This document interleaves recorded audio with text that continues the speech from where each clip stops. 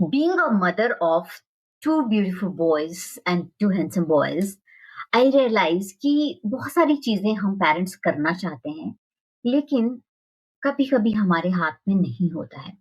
जैसे कि अगर हम एंगर की बात करें, तो बच्चे कई बार छोटी-छोटी बातों पे चिल्लाना शुरू कर देते हैं या फिर एंगर शो करना शुरू कर देते हैं और हम उन्हें लेबल करना शुरू कर देते हैं। क्या आप भी एक ऐसे पेरेंट्स हैं कि आपको लगता है कि आपका बच्चा बहुत गुस्सा करता है, हर बात पे चिल्लाता है, बात नहीं मानता है या एटीट्यूड दिखाता है? सो आपसे मैं एक क्वेश्चन पूछती हूँ कि क्या कभी आपने ये समझने की कोशिश की कि वो गुस्सा क्यों है? क्यों अंदर ही अंदर उसके माइंड में इतना गुस्सा है कि वो आप कुछ भी बोल रहे हो सडनली वो चिल्लाना शुरू कर देता है? सबको उसका बिहेवियर दिखता है, क्या उन कोई उसके रूट कॉज़ पे जाने की कोशिश करता है? मैं अपना एक पर्सनल एक्सपीरियंस बता रही हूँ कि मेरे साथ ऐसा होता था क्योंकि मेरे बड़े वाला बच्चा थोड़ा बहुत जल्दी गुस्सा कर लेता है। लेकिन धीरे-धीरे मैंने उसे समझने की कोशिश करी कि देयर आर सर्टेन थिंग्स अगर मैं उस वक़्त उसे रिवायर कर सकती हूँ, अगर मैं पूछ सकती हूँ या मैं चुप हो सकती हूँ, तो देन आई कैन आइडेंटिफाई कि ये गुस्सा किस चीज़ का है। ऐसा भी हो सकता है कि शायद आप उन्हें इतना कंपेयर करते हैं कि वो थक गए हैं सुन-सुन कर। या फिर आप सिर्फ जब उनके अच्छे मार्क्स आते हैं तो एप्रिशिएट करते हैं और उनके एफर्ट को एप्रिशिएट नहीं करते। या ऐसा हुआ है कि आप से वो बात करना चाहता है लेकिन आपने उन्हें बार-बार इग्नोर किया।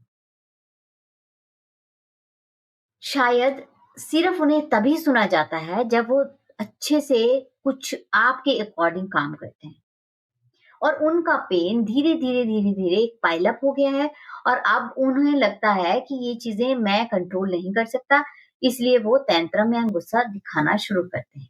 ऐसा मेरे बच्चे के साथ हुआ, क्योंकि मैं भी बहुत कभी-कभी चिल्ला देती थी, बच्चा चुप हो जाता था या फिर बहुत पेरेंट्स गलती करते हैं, मैं भी गलती करती हूँ। तो उन गलतियों से अगर हम सीख कर उन पे काम करने लगते हैं, तो हम एक पैरेंटिंग लर्निंग और अनलर्निंग फेज़ में हैं। आप अंडरस्टैंड करो कि वो क्यों चिल्लाता है, क्यों चुप हो जाता है, क्यों स्क्रीन में खो जाता है, क्यों हर बात पे इरिटेट रहने लगता है। आपको याद रखना है कि गुस्सा अक्सर पेन होता है, उसका अंदर की कोई चीज़ है जो बताना चाह रहा है आपको। Let me tell you 3 things जो आपकी लाइफ बदल देंगे और आप जो है इमोशन को समझने में और उसे हील करने में हेल्प करोगे। पहली चीज़ आप सिर्फ रिएक्शन मत देखिए। आप उसके अंदर का रीज़न समझिए, रूट कॉज़ फाइंड आउट करने की कोशिश कीजिए। क्योंकि बिहेवियर के पीछे एक बदतमीज़ी नहीं होती है, कोई इमोशन छुपा होता है जो वो बाहर नहीं ही doesn't have the word for that because हमने इमोशनल वोकैब्युलरी नहीं सिखाई। दूसरी चीज़, हर बार बच्चे को लेक्चर मत दीजिए कि किसी को कोई भी लेक्चर सुनना पसंद नहीं आता। आप खुद ही देख लीजिए, आपके बूढ़े माँ-बाप अगर जीवन का अपना महत्व या फिर अपने एक्सपीरियंस सुनाने लगते हैं, तो बहुत सारे 99 98% लोगों में पेशेंस नहीं है सुनने की क्योंकि एक ही बात वो बार-बार बताते हैं। सो बच्चा भी ऐसा ही होता है, उनको लेक्चर बार-बार अगर आप दोगे तो उनका माइंड उस चीज़ के लिए ऐसा हो जाएगा कि मुझे नहीं सुनना। कभी-कभी अगर वो कुछ पूछ रहे हैं तो उन्हें सॉल्यूशन नहीं, उन्हें बस सुनने वाला इंसान चाहिए। तीसरी चीज़, आपको कनेक्शन और पनिशमेंट से ऊपर उठना है। आपको कनेक्शन को वैल्यू करना है और पनिशमेंट से कनेक्शन नहीं बनता, इस चीज़ को अंडरस्टैंड करना है।